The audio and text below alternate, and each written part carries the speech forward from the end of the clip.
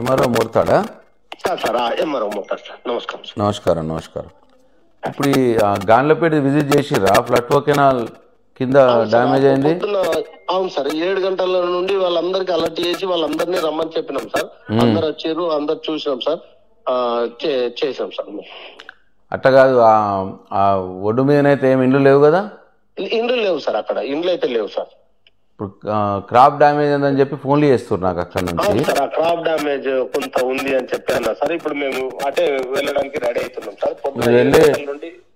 Agriculture ఆఫీసర్ని తీసుకెళ్ళండి. తీసుకెళ్ళి అక్కడంతా పాపం ఎస్సీస్ ల్యాండ్స్ ఎక్కువ ఉంటాయి ఆ పక్కన. ఎస్సీస్ బీసీసీ ఆ ఊర్లో పేదోళ్ళు ఉంటారు. క్రాప్ ఎన్యూమినేట్ చేయించి ఇమీడియట్గా పంపించండి రిపోర్ట్. ఒకటి నెంబర్ 1. నెంబర్ 2, మరి ఇరిగేషన్ డిపార్ట్మెంట్ మాట్లాడిరా? ఈకి మాట్లాడినరా? మాట్లాడాం సార్. వాళ్ళందరూ విజిట్ చేసి సార్ వచ్చారు సార్. అక్కడ వాళ్ళు తీసుకొచ్చి చర్యలు తీసుకున్నారు సార్. నేను కలెక్టర్ గారు కూడా ఇన్ఫర్మేషన్ ఇచ్చినాను, ఫోటోలు పంపినాను, అన్ని చేశాను సార్. ఈ మార్నింగ్ 7 నుండి ఇదే డ్యూటీ చేశాను సార్. వాళ్ళు వచ్చిపోయిందా?